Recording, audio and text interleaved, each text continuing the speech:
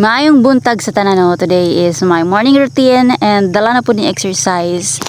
Kay no need to go to gym and no need to spend money for gym kay diri pa lang daan tulo-tulo na ang singot. Hi. Anyway guys no, ako jud ni siyang gilimpyuan diri kay tamnan jud ako ni siya og okra. Sakto pod nga sagbot ta kayo ni siya, tambok ang yuta diri kay dugay na kaayo siya, wala na tamnan. Ana sila pasuhulan daw nako. Ay, dili na nako pasuhulan kay wala ko'y budget. Dayon, kaya man ako oy. Noon sa kung kaya sa laki, kaya pud nako oy. Unya, as I said, dala na nako ni exercise every morning. Kay wala man tay kwarta pang gym, so diri ta mag-gym sa uma oy. So basically guys no is gamay-gamay pag yung atong agi kay every 6 to 9 raman ang ato ang paglampas kay init naman bod pahuway na taog init. Siguro mga 2 weeks or 3 weeks siguro akong nilampas diri aning eryahan no.